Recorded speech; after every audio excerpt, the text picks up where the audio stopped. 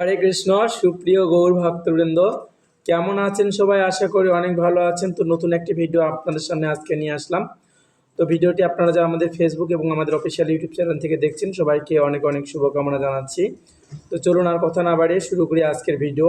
তো আজকের ভিডিওতে আমরা আলোচনা করব আগামীকাল 17 সেপ্টেম্বর 2025 খ্রিস্টাব্দ রোজ বুধবার শ্রী শ্রী পবিত্র ইন্দিরা একাদশী সম্পর্কে এবং ইন্দিরা একাদশীর মাহাত্ম্য এবং সেই সম্পর্কে আমরা একাদশীর যে পালনের সময়সূচি এই ভিডিওর মাধ্যমে আপনাদেরকে জানিয়ে দেব। আশা করি সবাই আমাদের সঙ্গে থাকবেন। হরে কৃষ্ণ। হরে কৃষ্ণ। তো মহারাজ যুধিষ্ঠির বললেন, হে মধুসূদন, আশ্বিন মাসের কৃষ্ণপক্ষীয় একাদশীর নাম কি এবং তা আমাকে কৃপা করে বলুন। শ্রীকৃষ্ণ বললেন, হে রাজন, আশ্বিন মাসের একাদশী ইন্দিরা নামে পরিচিত এবং এই ব্রত প্রভাবে মহাপাপ বিনষ্ট হয়। এমনকি কর্মবিপাকে যারা নিম্নজনী লাভ করেছেন সেই পূর্বপুরুষদেরও উত্তম গতি লাভ হয়। এই একাদশী মাহাত্ম্য শোনা মাত্রই সামবেদীয় যোগ্য ফল প্রাপ্ত হওয়া যায়। হে রাজন, মহিষ্মতি নগরে ইন্দ্রসেন নামে এক প্রসিদ্ধ রাজা ছিলেন এবং ধর্মবিধি অনুসারে তিনি রাজ্য পালন করতেন। তিনি বিশেষ খ্যাতিসম্পন্ন ছিলেন এবং তার বিপুল ধন সম্পত্তি ছিল। তার পুত্র পৌত্রাদি সহ তিনি সুখে রাজ্য পরিচালনা করতেন। একদিন রাজা সুখে রাজসভায় বসে আছেন। এমন সময় দেবর্ষি নারদ স্বর্গ থেকে সেখানে এলেন। তাকে দর্শন করে রাজা হাত জোড় করে উঠে দাঁড়ালেন এবং দণ্ডবত প্রণাম করে মণিকে আসন, পাদ্য অর্ঘ্য আদি ষোড়শ উপাচারে পূজা নিবেদন করলেন। তারপর বললেন, হে মণিবর, আপনার দর্শন মাত্রই আমার যাবতীয় যোগ্য ফল লাভ হয়েছে। এখন আপনার আগমনের কারণ আমাকে জানিয়ে আমাকে কৃতার্থ করুন। দেবর্ষি নারদমুনি বললেন, হে মহারাজ, আপনি অতি বিস্ময়কর এক কথা শ্রবণ করুন। আমি এক সময় যমলোকে গিয়েছিলাম এবং সেখানে যমরাজের সভায় বহু পুণ্য প্রদানকারী আপনার পিতাকে দেখলাম এবং ব্রত ভঙ্গ পাপের তাকে সেখানে যেতে হয়েছে। হে রাজন, আপনার পিতা যে সংবাদ প্রেরণ করেছে তা আমি এখন তোমাকে বলছি, আপনি শ্রবণ করুন।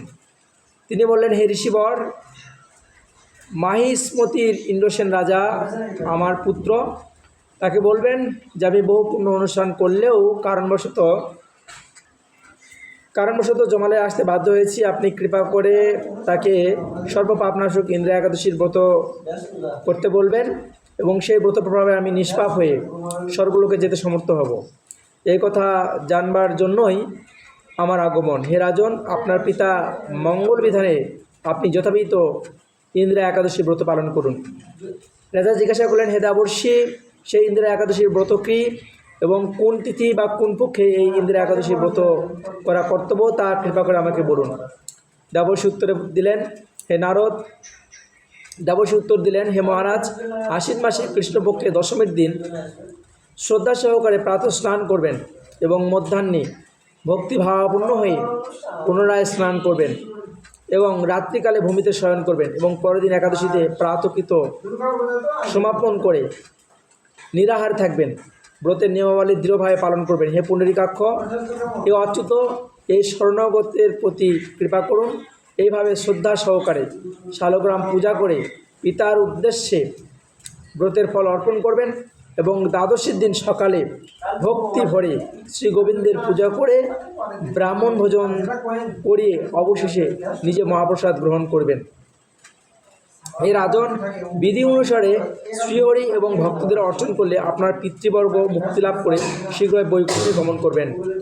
রাজার এই উপদেশ দিয়ে দেবর্ষি নারদ প্রস্থান করলেন এবং রাজা ইন্দ্রসেন মণিবারের উপদেশ অনুসারে পুত্র পরিজন সহ ভক্তি সহকারে এই ইন্দিরা ব্রতের অনুষ্ঠান করলেন। তখন দেবলোক থেকে পুষ্পবৃষ্টি হতে লাগলো এবং পিতা বিষ্ণুলোকে গমন করলেন। তারপর রাজা ইন্দ্রসেন নিজ পুত্রকে রাজ্যভার অর্পণ করে নিজেও বিষ্ণুলোকে ফিরে গেলেন। এই ইন্দিরা একাদশীর মাহাত্ম্য পাঠ এবং শ্রবণে মানুষ সকল প্রকার পাপ থেকে মুক্ত হয়ে বিষ্ণুলোক প্রাপ্ত হয়। হরে কৃষ্ণ।